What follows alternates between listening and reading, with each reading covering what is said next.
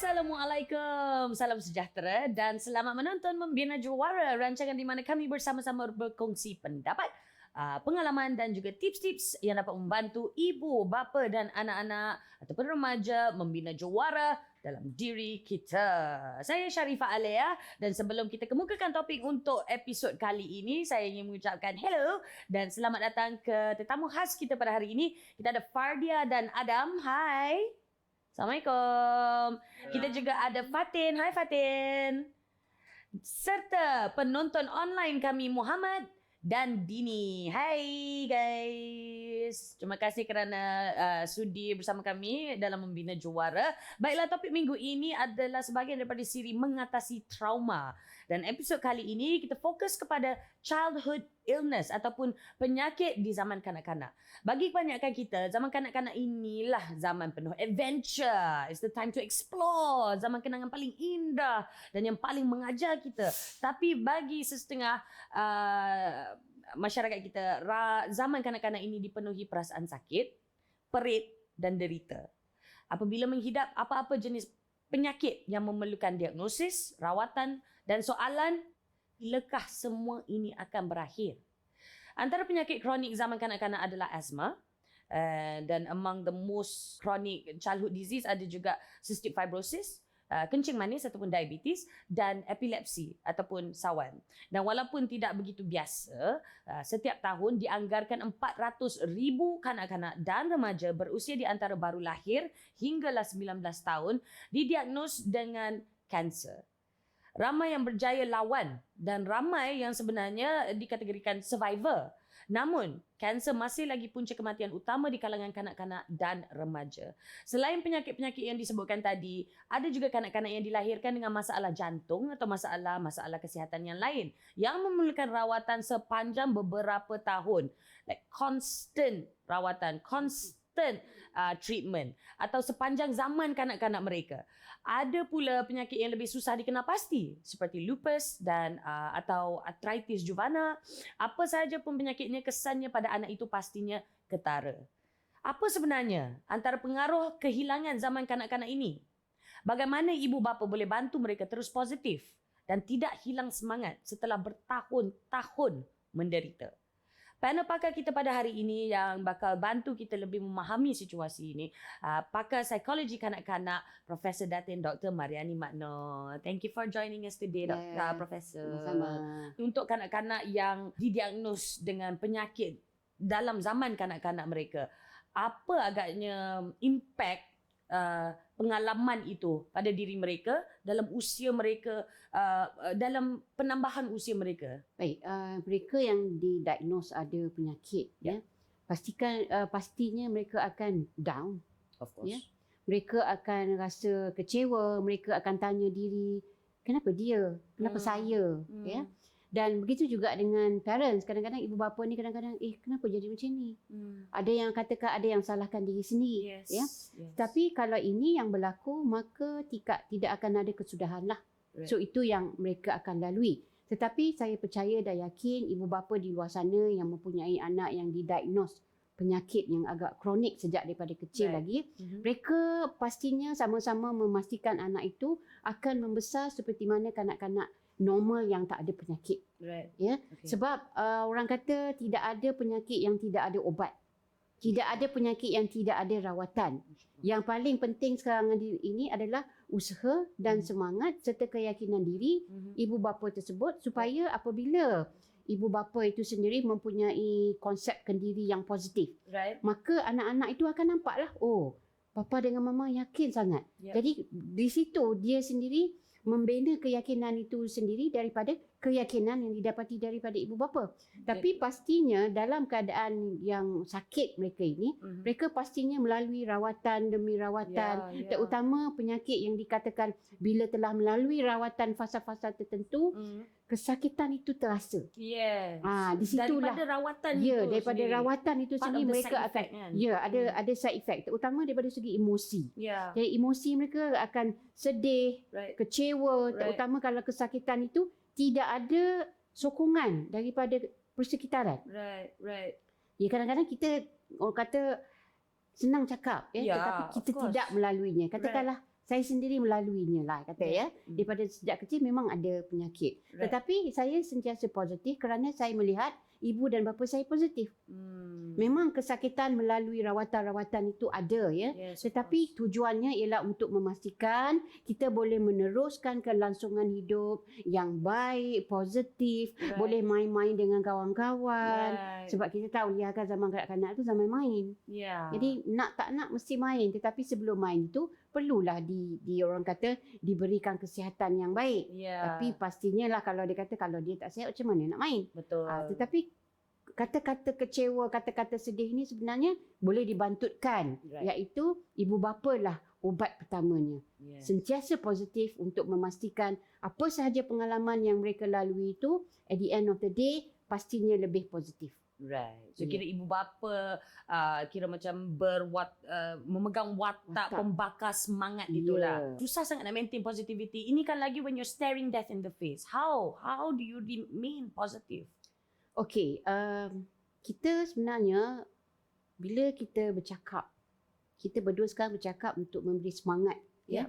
Tetapi kadang-kadang apa yang kita bincangkan ini tidak semestinya boleh diguna pakai oleh semua. Of course. Kerana masing-masing ini penyakit berbeza, Right. latar belakang berbeza, Yep. rawatan juga berbeza. Right. Tetapi apa yang penting adalah lupakan yang silam, Yes. ambil pengajaran, pastikan berada dalam zaman semasa untuk kebaikan masa hadapan. Masya Allah.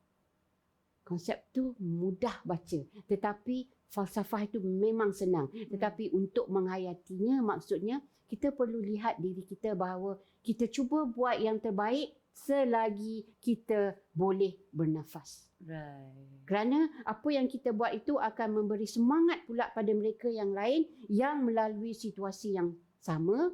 Jadi itu yang sepatutnya dilakukan.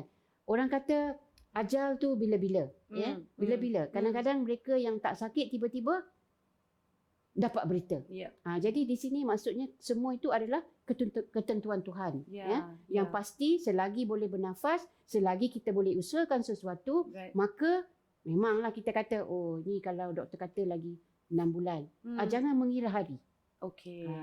Mungkin orang kata senang cakap, tetapi bila kita dah usaha, insya-Allah tawakal, semua itu saya rasa dapat dimudahkan dengan selancar-lancarnya. Ada tak ada trauma itu berbalik semula kepada bagaimana mereka bawa diri mereka. Right. Kalau mereka mahukan mereka melalui trauma itu, mereka akan sentiasa kecewa, putus asa, Yep. tidak ada semangat untuk hidup Yep. dan tak nak dengar nasihat orang yang lain. Yeah. Jadi itu empat perkara ini sepatut dielakkan. Jadi selalunya kita bagi yang positif kan. Yep. Sekarang ni kita bagi yang negatif supaya mereka tahu perkara ini memang perlu dielakkan. Itu sebab saya kata persekitaran memainkan peranan penting. Yes, orang kata tahap illness itu sendiri, tahap penyakit itu sendiri menentukan severity of the trauma tu. Yang penting trauma itu tetap ada, sama ada kita benarkan trauma itu berlaku dalam diri kita, itu adalah atas kita, atas persekitaran, terutama ibu bapa, kawan-kawan dan juga adik-beradik yang lain.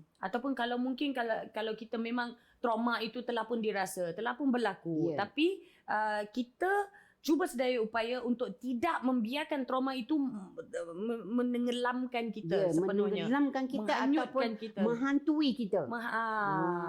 Okay, alright, okay. Okay, itu kalau kita fikirkan balik, itu sangat membantu untuk seorang yang telah pun didiagnos dan mungkin telah pun sampai ke di usia yang lebih matang, tapi kalau kita ingat balik zaman akil balik kita lah kan, nak masuk remaja, nak masuk dewasa tu, already so confusing. Yeah. Kekeliruan di mana-mana dari segi social, emosi, mental, even physical also. So confusing.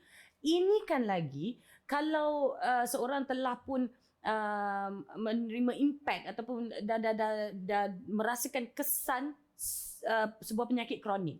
So adakah itu akan menambahkan lagi? Is it going to be harder for somebody like that? dia akan jadi terkejut dan takut jika sekiranya mereka tidak dimaklumkan lebih awal. Right. Proses-proses ini akan berlaku. Right. Jadi ini adalah proses yang normal, yang perlu kakak lalui, yang perlu abang lalui. Tak apa, ini memang biasa. Right. Manusia semua dalam dunia ini melalui yang sama, kecuali dia bukan manusia. Betul. Jadi ini adalah perkara yang normal, terima seadanya kerana penyakit itu memang tetap ada. Right. Kemudian yang puberti itu memang akan dilalui juga. Jadi kita faham kadang-kadang dengan bentuk badan, kemudian tiba-tiba ada keinginan pula nak berkawan dengan yang kawan yang opposite sex. Opposite sex kata Right. sukalah dengan dia tapi macam mana ni dia sakit. Jadi tu yang saya kata, stay in the present. Bila stay in the present, jangan fikir apa yang kekurangan yang ada pada diri. Sentiasa bagi tahu diri sendiri bahawa saya sama juga seperti orang lain. Walaupun hakikatnya ada kekurangan dalam diri. Ataupun ada kelainan. Ya, ada kelainan, ada keunikan. Okey Prof, bagaimana pula sebab saya ada pernah dengar yang penyakit-penyakit kronik yang memerlukan rawatan-rawatan seperti kemoterapi ataupun dialisis. Yalah, rawatan yang mengambil jangka masa yang sedikit lama tu akan serba-serbi efek ataupun memberikan impact pada cara kita akil balik.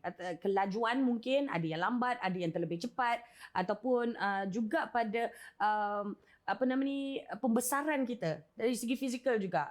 Like macam rakan-rakan sebaya kita dah ikut jadual lah kira, meninggi mengikut jadual. Kita ni tak tinggi-tinggi. So adakah itu akan memberi kesan jangka masa panjang untuk remaja-remaja ini? Bila seseorang anak-anak itu didiagnose ada kanser, kalau dia berlaku sejak daripada kecil, okey, pembesaran dan perkembangan akan berlaku juga. Akan berlaku sama ada dia cepat atau lambat itu bergantung kepada keluarga, bergantung pada genetik yang ada dalam diri anak itu. Dan sekiranya apabila didiagnose pula, katakanlah kanser itu selepas puberti. Right. Pembesaran dan perkembangan akan terus berlaku juga. Tetapi masih lagi berbeza-beza. Right. Cuma yang membezakan adalah aspek perkembangan fizikal. Okay. Bila seseorang itu telah sakit, kita tahu bahawa keadaan dalam badan dia, imuniti badan dia, selera makan dia, semuanya berkurangan. Jadi ini memang boleh mempengaruhi proses pembesaran. Keadaan fizikalnya, apabila keadaan fizikalnya begitu lemah, pastinya mempengaruhi kecerdasan otak. Right, okay. Bila saya kata mempengaruhi kecerdasan otak, maka dalam proses belajar itu mereka bukan tidak bijak, tetapi kurang dapat memahami disebabkan oleh banyak perkara-perkara yang bermain dalam fikiran mereka, disebabkan oleh faktor-faktor kesakitan tadi. Yang penting yang saya nak cakap ini ialah mereka tak boleh fokus. Corak tidurnya juga akan berubah-ubah. Dan ini mempengaruhilah tenaga yang ada dalam badan. Okay. So kita kena ambil kira jugalah jenis rawatan, ubat-ubatan yang akan beri kesan. Okay, alright. Adakah trauma ini yang dilalui anak-anak remaja, adakah ia akan memberi kesan kepada penjaga mereka ataupun ibu bapa mereka juga? Oh, memang. Sebab bila anak kita sakit, kita pun sakit. Oh, betul. Trauma yang dilalui anak itu memang akan mempengaruhi ibu dan ayahnya, memang akan mempengaruhi adik-beradik yang lain. Sebab itu yang dikatakan ikatan keluarga itu sangat kuat. Jadi maksudnya memang trauma itu akan mempengaruhi penjaga dan juga ibu bapa, kerana mereka telah menjaga anak ini sejak daripada kecil lagi. Kalau boleh mereka tidak mahu anak ini sakit. Ada yang kata, janganlah kau sakit, biarlah mak yang sakit. Ramai itu doa sentiasa sentiasa. Jadi sentiasa. ini kata-kata, janganlah bagi anak tu sakit. Kata-kata ini pun dah menunjukkan bukti bahawa memang ibu bapa akan terkesan dengan trauma yang dilalui anak. Alright, okay. Antara kira macam telltale signs lah, sebab saya faham especially dalam masyarakat kita ramai sebenarnya anak-anak remaja yang mengalami trauma seperti ini. Dia seakan-akan ialah macam bersimpati pada ibu bapa sampai ke tahap yang tak nak tunjuk trauma. Everything that you did was perfect. I am fine. I am 100%.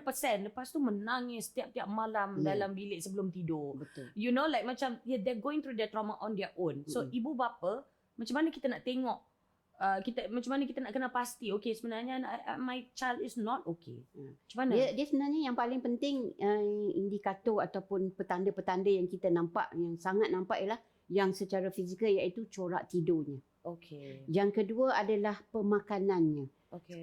Selera makan dia bagaimana. Right. Ya, Right. selera makan dia bagaimana. Kemudian lihat perubahan-perubahan komunikasi dia. Okey. Kemudian lihat juga kepada tahap keceriaan dia bagaimana. Kadang-kadang Lia, kalau anak kita ni nak cuba nak cover line semua-semua, tetapi keceriaan itu tetap nampak palsu juga. Sebab Right. kita kenal anak kita. Ya, ya, Kan? ya. Jadi kadang-kadang disebut benda ni. Okey. Jadi ibu bapa perlu tahulah. Maksudnya perubahan-perubahan ini akan nampak ketara dalam diri anak yang melalui trauma, walaupun hakikatnya dia tak tunjuk yang dia I'm now in trauma. Okey. Biarlah dia jadi seadanya. Right. Kalau dia rasa dia nak sedih, dia nak kecewa, dia nak menangis, luahkan. Right. Kerana kalau menyimpan itu, boleh lagi menyebabkan keadaan kesihatan itu tidak bagus, tidak memuaskan. Sebab pada masa yang sama kita tak nak juga ibu bapa Ya. yang terlebih positif juga. Yang macam betul. anaknya nampak dan positif. ingin mengeluarkan stres, frustration, perasaan sedih, tidak puas hatinya. Betul. Tapi ada juga ibu bapa yang jangan macam tu. Ya. Kita kena sentiasa positif, Ya. kena sentiasa Tapi senyum. kadang-kadang ya, orang yang stres ni, sebab itu perlu bawa berbincang.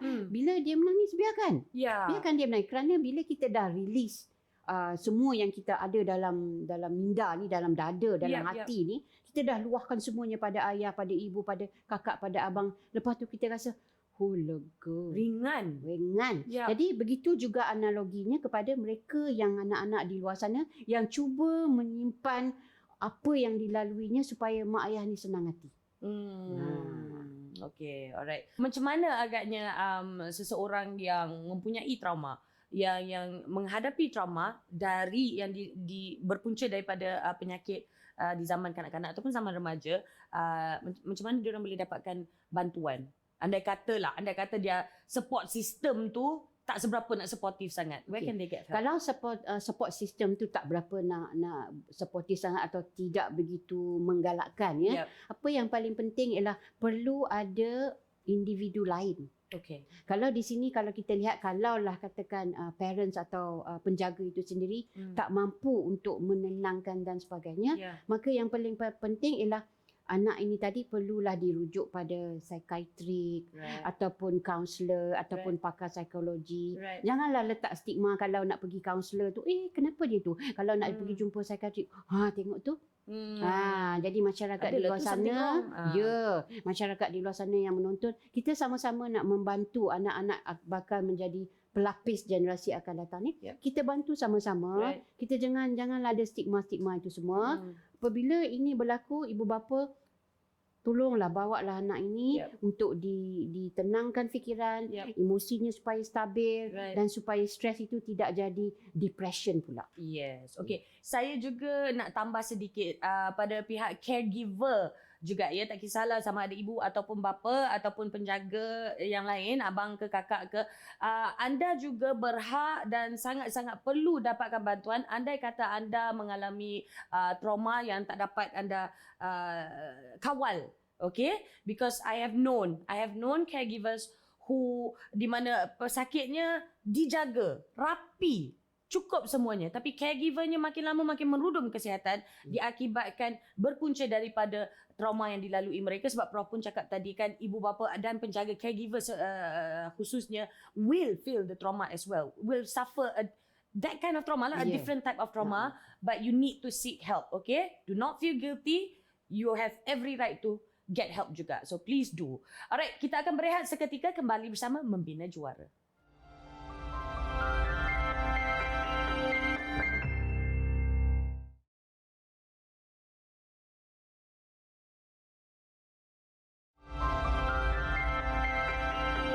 Selamat kembali menonton Membina Juara. Hari ini kita bincangkan childhood illness, okay? Mengatasi trauma siri kita dan penyakit zaman kanak-kanak, topik episod kali ini. Di talian sekarang ni kita ada tamu khas. Kita ada Puan Fardia, ibu kepada Adam, seorang cancer survivor. Nah, Adam mendapat diagnosis chronic myeloid leukemia ataupun CML di usia 13 tahun ya. Awal zaman remaja. Sentuh je dah dapat diagnosis macam ini. Jadi boleh tak Adam kongsikan sedikit apa yang telah Adam lalui sebaik dapat diagnosis tersebut? It's been so long, but I'll try to remember what I can. I remember spending a few weeks in Kelantan for the bone marrow extraction in the hospital. It didn't feel as long because I was so physically weak that I just slept through the days yang tak ada buat apa-apa. So bangun tidur keluar hospital for the bone marrow extraction. It was the same masa pergi KL for the transplant and the chemo. I was so weak. I just slept through the days. Macam tak ada apa-apa. So I was like physically weak, but emotionally I was, okay. Ada kemungkinan ke you're saying that now because you basically blocked that whole episode out? Kemungkinan, maybe. Yeah? Oh yeah? Maybe. Alright, okay. But you're happy about it lah kan? You're probably glad that you can block it out kan? It's not so easy for some. Mungkin it wasn't as easy for your mother, Puan Fardia. Sebagai ibu, macam Prof cakap tadi, anak cubit peha kiri, rasa peha kanan, anak kita sakit, kita doakan janganlah, every day it's like jangan bagi anak kita sakit, bagilah kita yang sakit.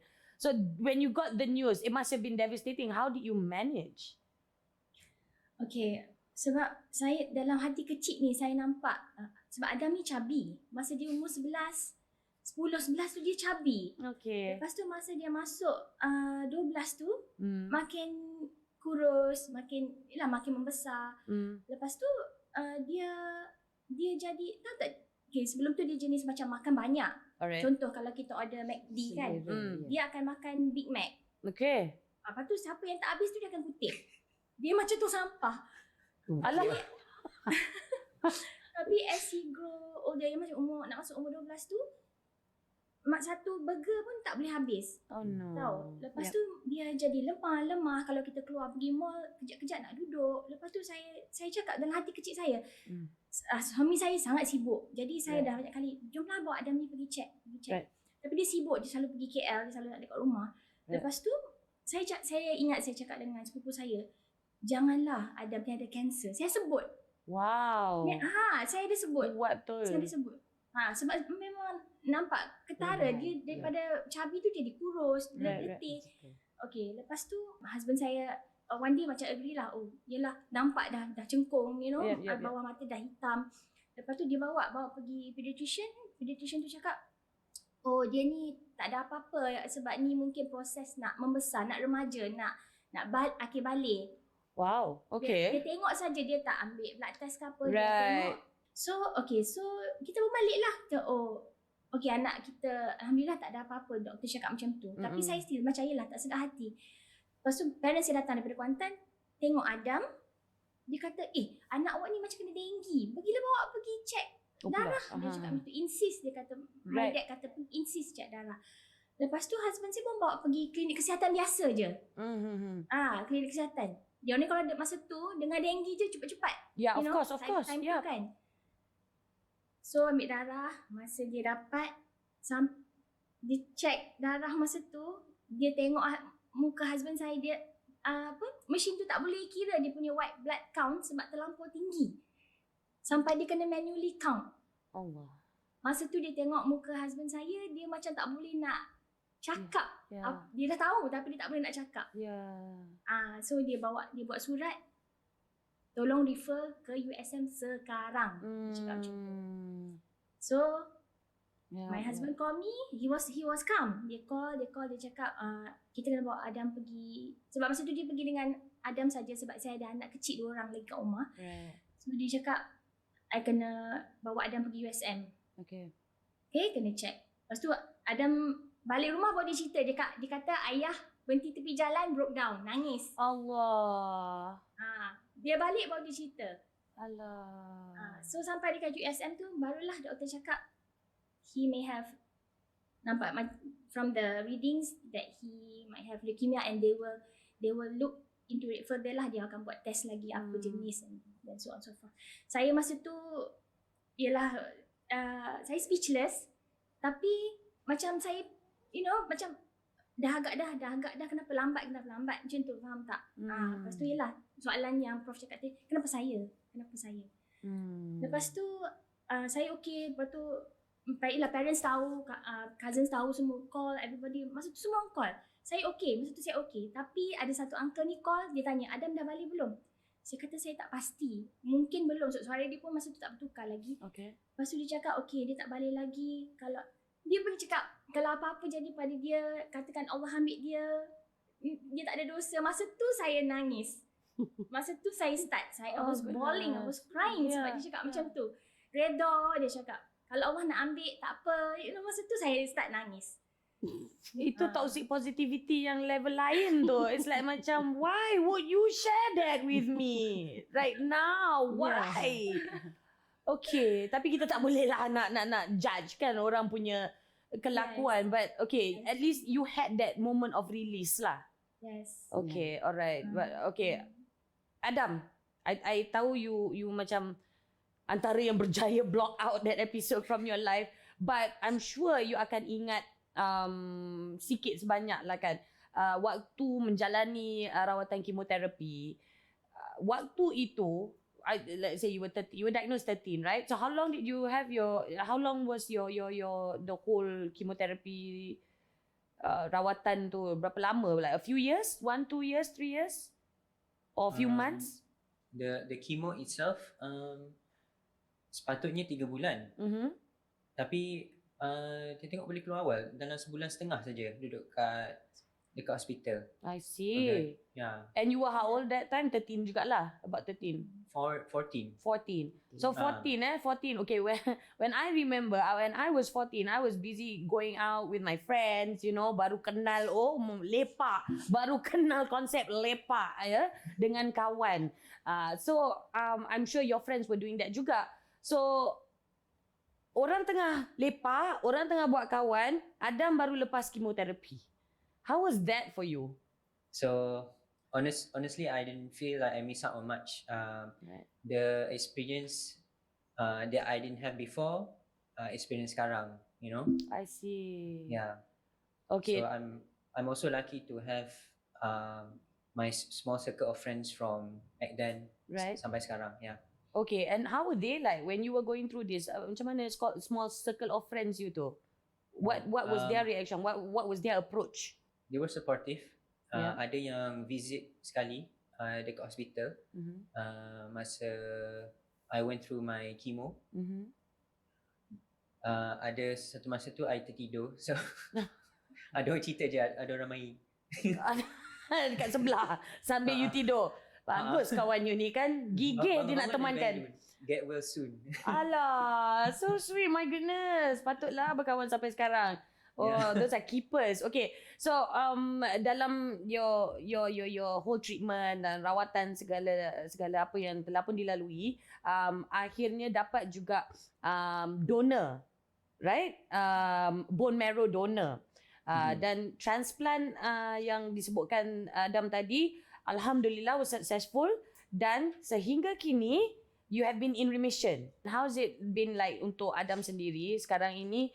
Sekarang ini okay, I'm good. Kan? I'm in remission, alhamdulillah. Tapi ada tak in the back of your mind rasa macam aku kehilangan zaman kanak-kanak, aku kehilangan zaman remaja disebabkan kanser? Ada tak berfikiran macam tu, Adam?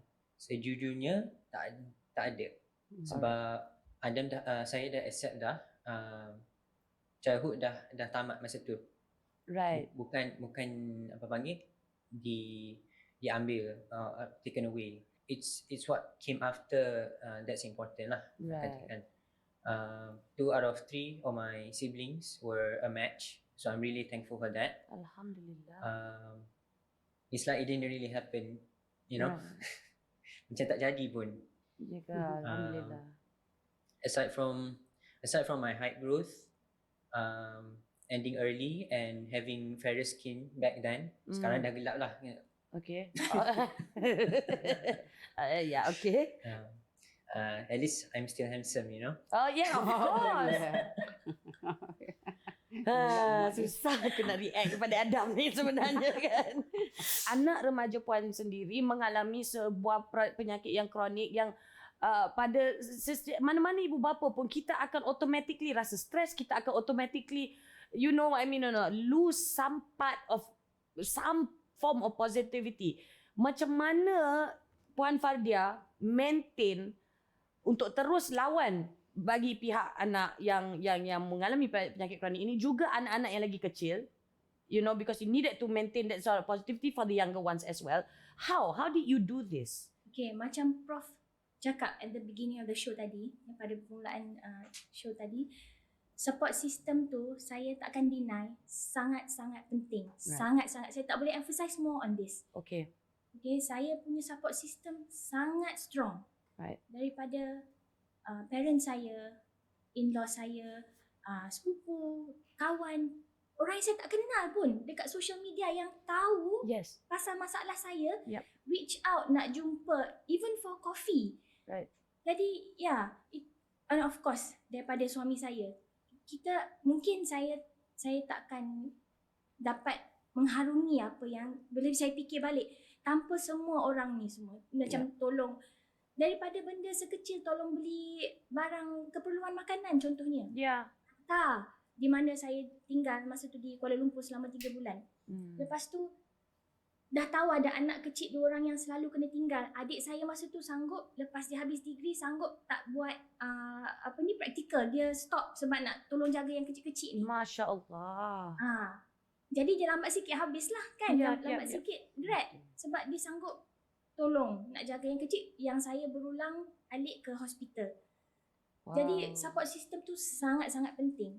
Dan dari situ anak-anak yang kecil juga kira macam terlindung lah somewhat daripada mengalami trauma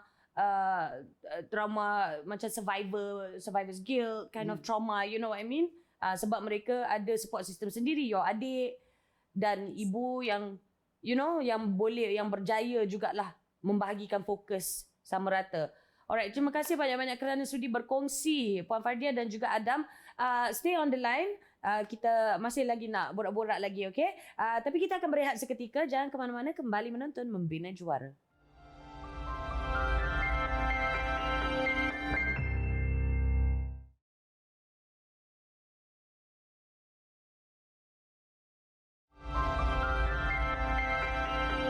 Selamat kembali menonton Membina Juara hari ini. Sebahagian daripada series mengatasi trauma, kita membincangkan penyakit zaman kanak-kanak ataupun childhood illness. Masih lagi bersama saya Sharifah Alia dan juga Profesor Mariani kita yang tersayang. Dan di talian tetamu khas kita, Mek Kelantan sore ni, Fatin Nurliana. Assalamualaikum. Waalaikumsalam. Okey, Fatin sekarang ini dah berusia 26 tahun, tetapi di usia 18 tahun telah pun mendapat diagnosis rheumatoid arthritis.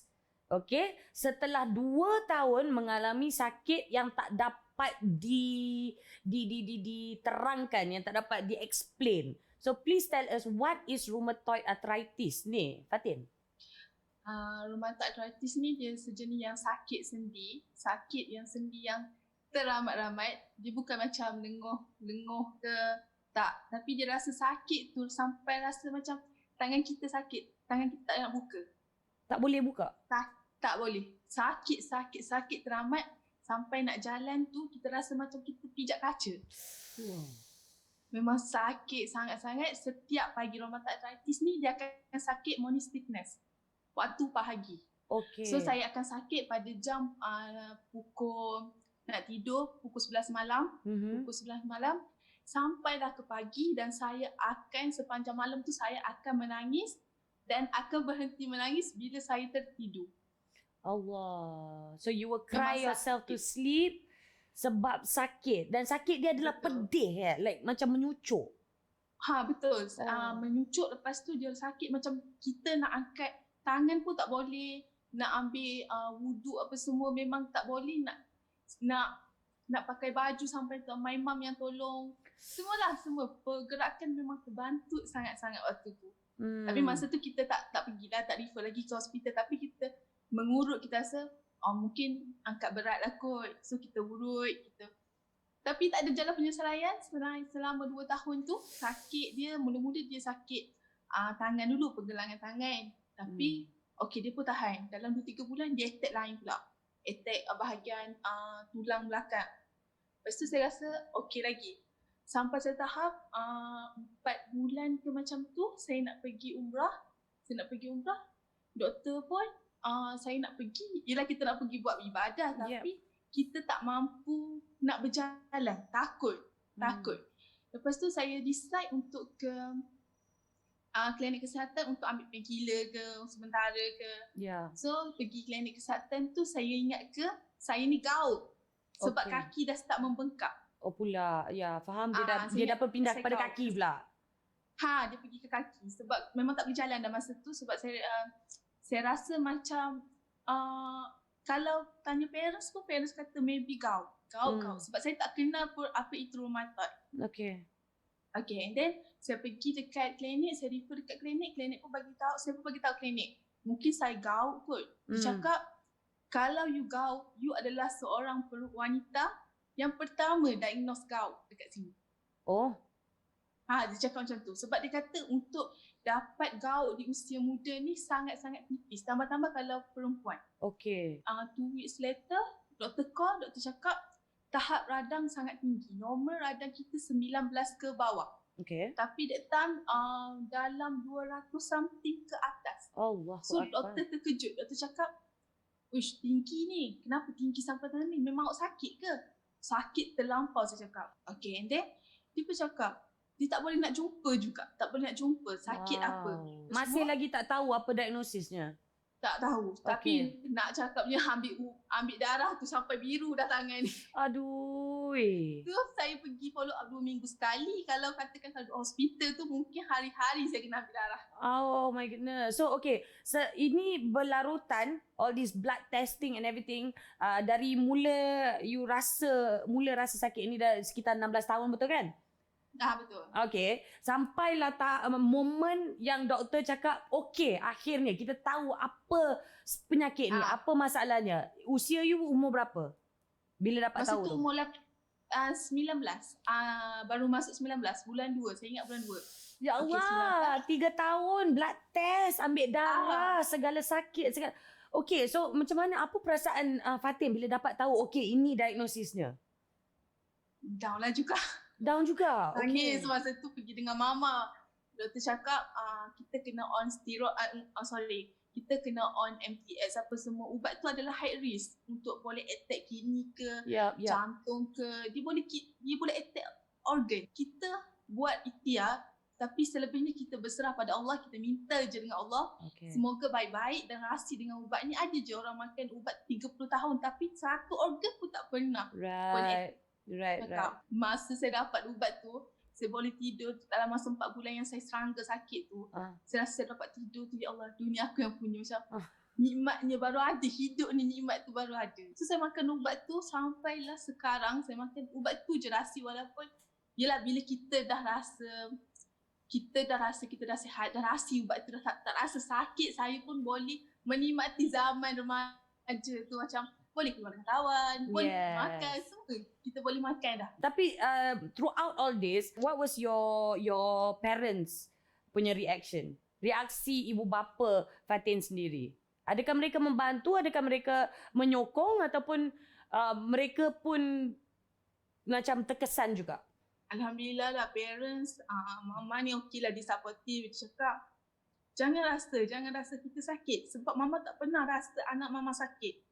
You boleh enjoy dengan life macam biasa, macam orang ramai. Tapi jangan kita rasa down. Sebab kita manusia pun macam kawan-kawan yang lain. Cuma Allah bagi ujian dekat kita sikit je. Untuk kita kena ingat kita sakit dan kita pun ingat Allah. Kita untung lah. Memang cakap kita kena beruntung. Dalam masa sama, Allah bagi ujian, tapi dalam ujian tu kita kena ada satu hadiah yang istimewa yang Allah bagi untuk Right. kita selalu ingat dia, selalu kita ada extra lah. Yeah.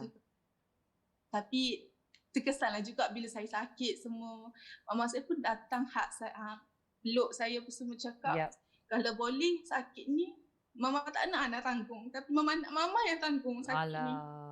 Okey, adakah itu membantu Fatin sendiri cope ataupun kira macam mengatasi lah apa yang membuatkan Fatin down tu, mengatasinya? Adakah how are you coping with it lah now?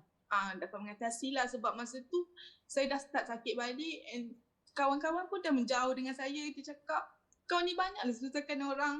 Oh. Kau ni macam asyik-asyik sakit je. Macam, faham tak? Kita rasa macam, ya Allah, downnya aku. Masa tu saya tak pernah pun, saya dah avoid daripada kawan-kawan. Saya stay je dekat rumah.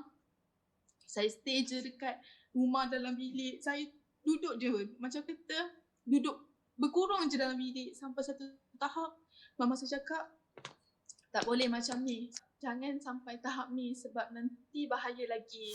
Sebelum kita akhiri sharing session ni, nak tanya, adakah di usia sekarang ini, Fatin, have you gotten help tak untuk perasaan down tu? Bila Fatin sedih ataupun marah, ada tak Fatin tergerak hati nak dapatkan bantuan untuk itu pula? Untuk seimbangkan balik your emosi, your mental health, ada tak? Sebab dulu kalau saya down, saya ada mama. Tapi mama saya baru meninggal. So saya tak ada kekuatan. Oh my sayang. Allah. Saya tak ada kekuatan nak cerita macam mana saya sakit. Takkan sama dah kita share dengan kakak ke. Takkan sama sebab almost semuanya saya cerita kalau saya sakit. Semua saya cerita dekat mama. Mama, adik sakit ni. Mama saya datang peluk saya. Nasihat saya jangan down, jangan nangis, kena kuat semua. Bila kita sakit sekarang seorang-seorang, kita rasa aku dah tak ada siapa.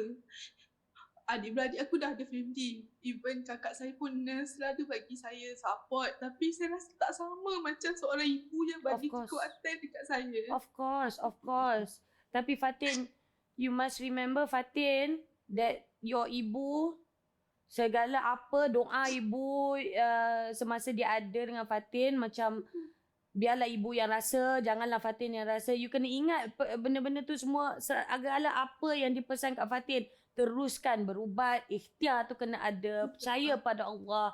Dan of course, you need to look for help. You need to get help. Mungkin Prof boleh... Fatin, sebenarnya apa yang berlaku ni adalah ketentuan ilahi ya. Jadi saya pasti arwah Ibu Fatin mahu yang terbaik untuk Fatin dan mahu Fatin itu kuat. Tetapi kalau Fatin rasa Fatin perlu luahkan pada seseorang, Fatin perlu berjumpa mereka yang profesional, pakar psikologi, psikiatrik ataupun kaunselor, atau kalau mahu sendiri bersembang santai dengan saya atau Lia pun kami tak ada masalah. Tapi yang penting sentiasa positif kerana saya rasa itu yang arwah Ibu Fatin mahu lihat dalam diri Fatin. Dan itulah yang dia telah didik Fatin sejak Fatin daripada kecil lagi. Because you're such a positive person, Fatin. Bila kita bercerita dengan Fatin, kita dapat rasakan semangat nak lawan sakit ni. Semata-mata untuk maintain positif, aku kena lawan sakit ni. And there's no shame in getting professional help. I have professional help. I have a psychologist, I have a psychiatrist. No shame. Kita nak make sure diri kita ni terjaga supaya kita boleh jaga orang di sekeliling kita. InsyaAllah. Betul? Okay, thank you Fatin.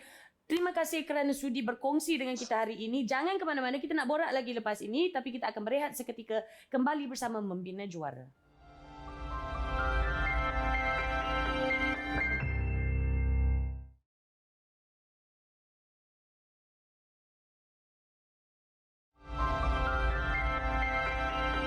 Selamat kembali menonton Membina Juara bersama saya Sharifah Alea. Kita juga ada Profesor Mariani kita dan tetamu-tetamu khas kita ada Fardia dengan Adam dan juga Fatin. Episod ini adalah representation Kelantan. Okay? Dua-dua pun berada di Kelantan sekarang ni. Tapi sekarang kita akan bersama dengan penonton online kita yang ada soalan untuk Prof. Silakan Muhammad dengan soalan anda yang pertama. Silakan. Okay, terima kasih ya. Prof, soalan saya ialah bagaimana sokongan moral daripada orang sekeliling dapat memberi kesan kepada penyembuhan sesuatu penyakit? Okey, sokongan moral daripada orang sekeliling tu memang pasti memberi kesan kepada penyembuhan penyakit sebab sokongan moral ni dianggap sebagai satu suntikan semangat. Right. Satu suntikan motivasi. Right. Ya, kalau kita sekarang ni sibuk dengan suntikan vaksin ya. Ya, Jadi betul. bagi mereka yang sakit di luar sana, sokongan moral itu ibarat satu suntikan semangat, suntikan orang kata keyakinan diri. Jadi segala-galanya. Dalam masa yang sama juga, apabila ada sokongan moral, bermakna ada sokongan daripada segi emosi dan juga sosial. Dan bayangkan seorang pesakit yang telah melalui rawatan, katakanlah kanser melalui rawatan kemo, pastinya emosinya merudum. Ya. Pastinya dia agak kadang-kadang rasa nak marah. Ya. Tapi kalau ikut Sebab dia mengganggu hormon juga. mengganggu. Ya. Tapi kalau kita ikut Adam tadi, dia tak ada apa-apa kan. Dia block semua-semua. Dia dah. Tapi kalau pesakit yang lain tu semuanya ada. Yep. Tapi dengan emosi yang negatif, apabila ada sokongan moral dalam aspek bagi motivasi, sokongan emosi, yang negatif itu sedikit lama-lama akan menjadi lebih positif. Right. Jadi pastinya emosi yang positif itu boleh memberi kesan yang positif juga dalam penyembuhan seorang pesakit kanser ataupun sakit apa sekalipun. Ya. Sokongan daripada yang sekeliling itu Ya. akan memberikan kesan yang sangat baik kepada pesakit-pesakit. Alright, Dini pula. Silakan dengan soalan anda, Dini. Ya, Assalamualaikum. Saya nak tanya, bila seseorang dia dah membesar dengan ada penyakit dekat dalam diri dia, bagaimana saya sebagai seorang rakan nak bagi semangat dekat rakan saya supaya dia tak terus rasa diri dia tu useless? Itu soalan saya. It's a good question to support. Okey, soalan Dini, Muhammad. sebenarnya Dini sebenarnya adalah sebahagian daripada supportive system tersebut ya. Tapi bila kita nak sokong seseorang ini, Ya. kita tak boleh layan dia sebagai seorang yang ada penyakit. Yes. Kita tak boleh kata kesian kau nak makan apa, kesian, marilah jalan pergi. Jaga. Ya Allah, aku Jadi bersemangat. seolah-olah macam dia memberi, Menganak-anakkan. dia meletakkan keyakinan diri yang zero keyakinan diri pada kawan tu. Right. Jadi seelok-eloknya apa yang Dini perlu buat ialah layan dia seperti mana dia layan rakan-rakan lain yang tidak ada penyakit. Dan ini secara tidak langsung memberikan semangat, memberi motivasi bahawa kawan dia ada keyakinan diri bahawa dia ni tidak sakit. Yep. Sebab bila kita ni ada sakit, kalau kita demam sekalipun, bila kita kata demam, aku ni demam, akhirnya itu jadi satu doa, Demam tu berpanjangan. demam ataupun lagi tu teruk. berpanjangan dan muka pun nampak muka demam lah. Ya, Kecuali sakit yang tak boleh tahan itu lain cerita lah. Ya, of course. Jadi layanlah rakan anda itu sebagaimana anda melayan rakan yang memang tak ada penyakit. Janganlah beri kata-kata yang terlalu positif tapi sebenarnya benda itu tidak baik untuk kawan tu. Ya, dia dah sampai ke tahap macam denial pun ada juga. Betul, Tidak memberi ruang pada kawan Dini untuk meluahkan emosinya. Alright? Okay, thank you very much. Alright, akhir kata lah. Okay, pesanan kepada penonton rancangan Membina Juara ini yang mungkin mengalami situasi yang sama. Apa yang susah sebenarnya, it's just a reminder from God to remember to pray, to remember to give, to be thankful for whatever the good that we have. Sebab kalau selalu senang, kita boleh lupa Tuhan. You know? Ya, So banyakkan orang susah baru berdoa. So macam itulah. Okay. Alright, Puan Fardia? Kalau tak ada support, kalau rasa macam seorang kena handle semua, memang kena get help. Right. Sebab memang pada saya lah support itu sangat-sangat penting. Sebab saya nampak macam dalam ward kan, contoh ada dalam BMT ward tu, contohlah ada 4 memang ada 4 patient masa tu, termasuk Adam. saya boleh nampak beza parents yang berdua yang hari-hari dengan anak mereka dengan parents yang satu orang. Right. Memang boleh nampak beza. Right. Ya, jadi pada saya sokongan moral towards each other ataupun daripada orang lain itu sangat-sangat penting dalam mengharungi masa-masa yang macam ni. Ya. Ha. Okey, terima kasih Puan Fardia. Dan ingat ya, Puan Fardia ini memberikan pesanan dari perspektif seorang caregiver. So again, if you are a caregiver and you need help, please reach out. Okay? Fatin, silakan Fatin. Okey, nasihat saya kalau kita dalam situasi kita sakit, kita kena selalu positif, kita ni sihat macam orang lain. Kalau orang lain anggap kita sakit, kita yakin kita ni sihat. Kita sihat dan saat ni adalah satu hadiah yang Allah bagi untuk kita untuk selalu ingat dia. Macam Adam katalah, kalau setengah orang bila susah baru ingat. Tapi Allah dah ambil kita, dah jentik kita pada usia yang muda. So, kita adalah seorang yang bertuah yang selalu kena ingat, okay, aku kena kuat. Aku walaupun orang sekeliling tak support aku, tapi tak apa. Yep. Allah yang bagi aku kesakit ujian ni, tapi Allah ada dengan aku. Walaupun orang lain tak ada, tapi kita kena yakin Allah ni adalah dengan kita sentiasa. Buatkan kita, sentiasa bagi kita yang kita rasa kita tak mampu buat, tapi sebenarnya kita mampu. Right.